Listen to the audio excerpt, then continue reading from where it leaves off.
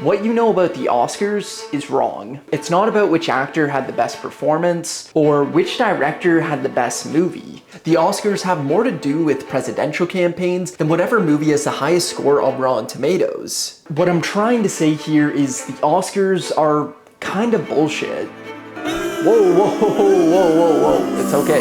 Chill, chill. It's fine. I'm gonna explain why.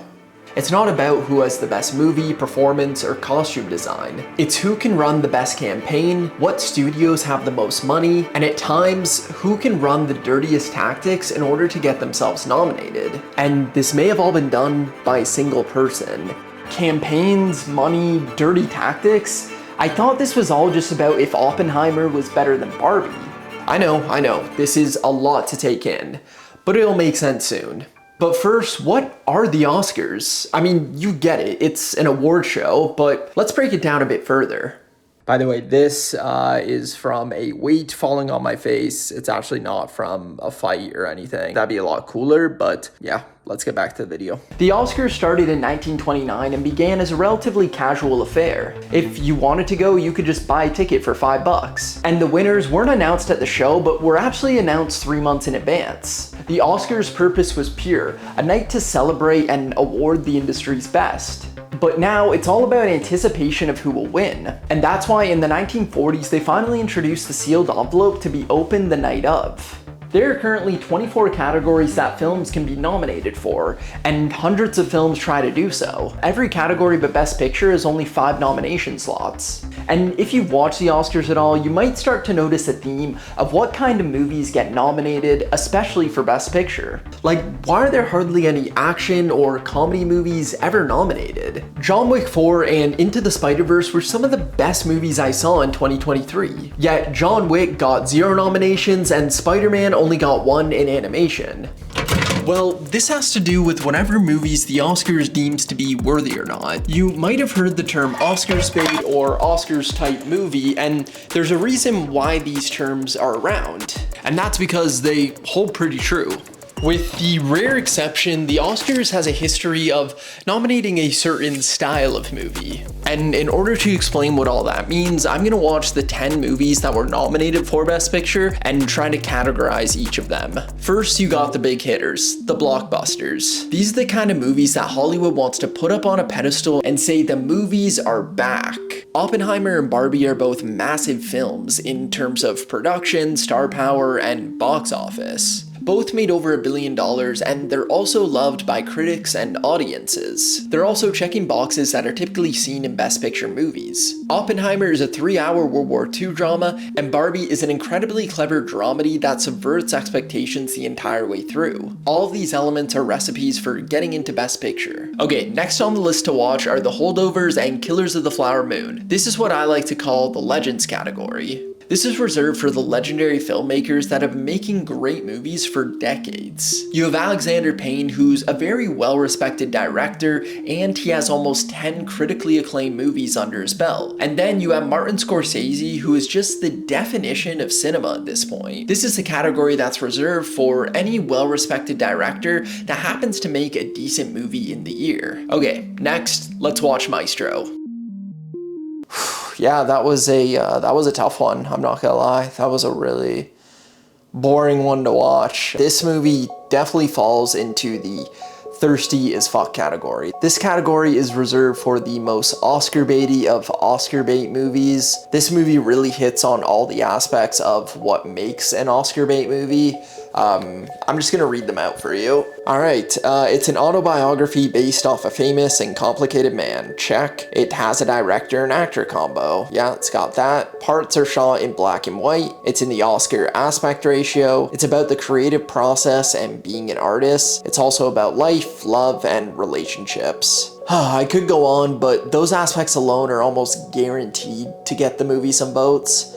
But wait, who votes on the Oscars anyways? I just want to thank the Academy. To the Academy. Thank you to the Academy. Thank you to the Academy. Thank you to the Academy for this. Who the hell is the Academy? It's an exclusive group of over 10,000 people working in film, from actors, directors, even some marketing people.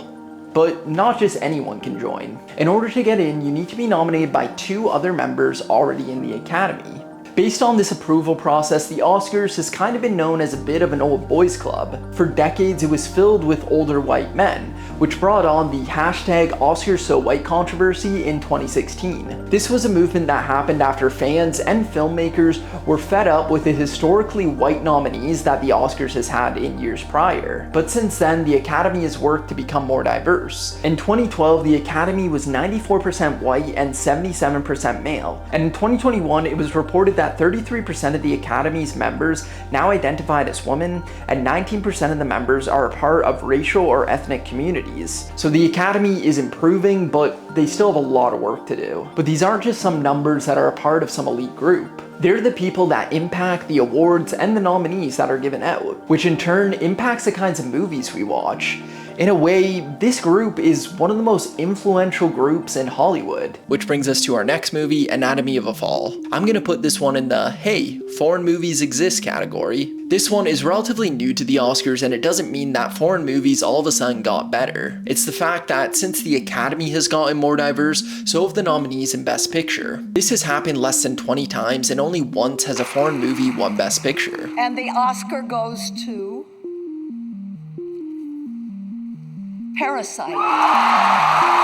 And for the last crop of movies, I'm gonna cheat a little bit. I'm gonna put Poor Things, American Fiction, Past Lives, and Zone of Interest all in the same category. These are the movies that I'm gonna put in the kind of indie darling category. Now, not all of these are literal independent films. Poor Things was made by Searchlight Pictures, which is owned by Disney. But whether or not all these movies are fully independent, they're all part of a kind of smaller budget, more offbeat type film. They also might be considered the underdogs of the Oscars race. This is also due in part because some of these movies are actually made by people who have made their first feature. So based off these categories, you can come to a couple of conclusions of what makes an Oscar movie. Sorry, one sec. Gotta take this. Wait, none of this actually matters? Okay, a little dramatic, but yeah, in a way, none of this really matters when it comes to getting Oscars. I know, crazy. What really matters is how you campaign. Every movie you see here is part of a calculated effort similar to a presidential campaign. Entire teams are dedicated to attempting to win an Oscar. Let's break down how it works. Okay, so there are 5 elements to what makes a great Oscars campaign. The first thing you obviously need is a movie, but releasing it isn't as simple as just throwing it in theaters. In order to get the most attention from the Academy, you can release your movie in 2 ways. You can release it at film festivals like TIFF or Venice, or you can release it in theaters during the fall, which is typically known as Oscar movie season. This is typically after all the summer blockbusters have been released. But if you release your movie too late, it might not get enough attention. But let's assume you release your movie earlier in the year. Now what? Well, it's time to assemble your campaign team. These are essentially people that lobby Oscar voters. Reports are out there that this effort can cost up to $15 million, and the people involved will receive bonuses if the film wins. So what do these people do exactly? Well, they first need to pick exactly who they'll be campaigning for. The first thing is they need to obviously have a great project or performance, but this person also needs to be charismatic and likable. Someone who isn't controversial and is respected in the industry. Next, it's all about crafting the narrative around the movie. Wait, what? I'm talking about the story behind the movie. To explain this a little bit better, let's take a look at Barbie. Depending on how you look at it, the story can be looked at in 2 different ways. On one hand, Barbie is a movie based off one of the most popular properties in the world. It's made by a company worth over $7 billion, and its marketing budget and strategy was one of the most aggressive and prolific advertising campaigns we had ever seen. Oh, and it also made $1 billion. But that's not the making of story that the creators of the movie are sharing. Instead, Margot Robbie and Greta Gerwig are going around talk shows and interviews and explaining how difficult it was to get the green light for this movie. It was like a big question mark. You said you were terrified. I was like, if you pair, like when you pair Spielberg with dinosaurs, what do you get? $1 billion. If you pair Greta and Barbie, we're gonna make $1 billion.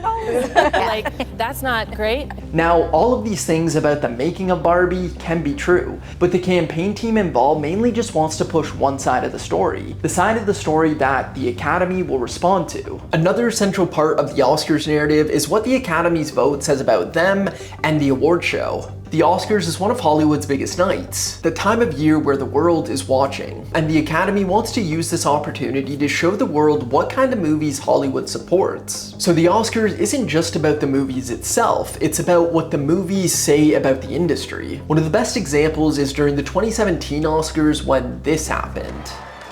Moonlight, Best Picture.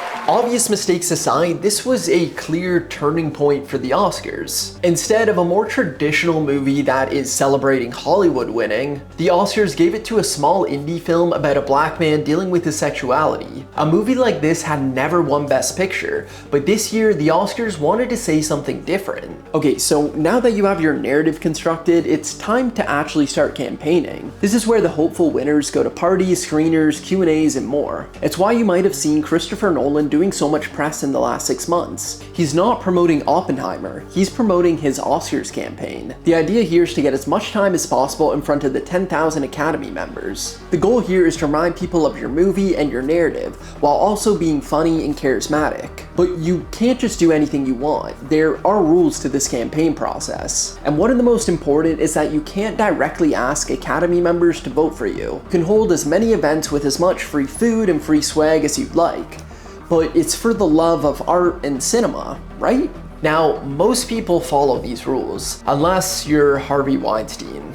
Convicted sex offender Harvey Weinstein is an absolute piece of shit in many different ways. He even managed to make Oscars campaigning nasty and just not fun. In the 90s, the Oscars campaign was a relatively relaxed affair and definitely wasn't the full-on industry that it is today. But Weinstein was one of the people who changed all that. He was the owner of Miramax, an independent studio that at the time had no chance of getting any Oscar nominees. The big award shows were typically reserved for just studio movies because they got more press and could also spend a lot more money on marketing. But Weinstein figured they would just go for it and see if they could get any nominations. The tactics used skirted the line between shady to full-on breaking the rules of the Academy. Weinstein and his team would do anything to get votes, like finding out where Academy members would vacation and then holding screenings at their hotels. They'd also run full-on smear campaigns against other movies, which you aren't allowed to do, by the way.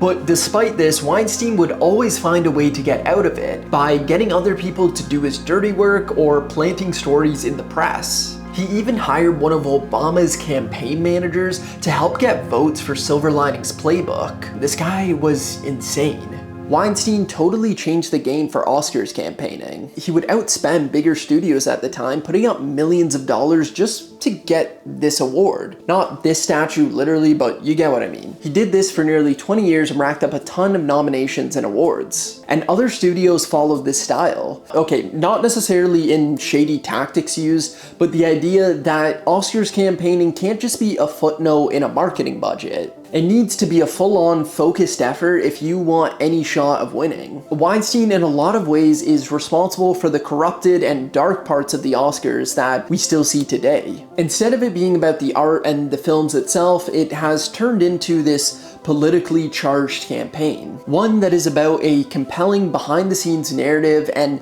how much money you can spend instead of what movie is the most critically acclaimed. But real talk, award shows are kind of dumb anyways. Just watch movies and enjoy them. Oh, and if you are watching this before the Oscars, my prediction is Oppenheimer is winning Best Picture. So, I don't know. If I'm right, like the video, subscribe. That'd be cool. Thanks.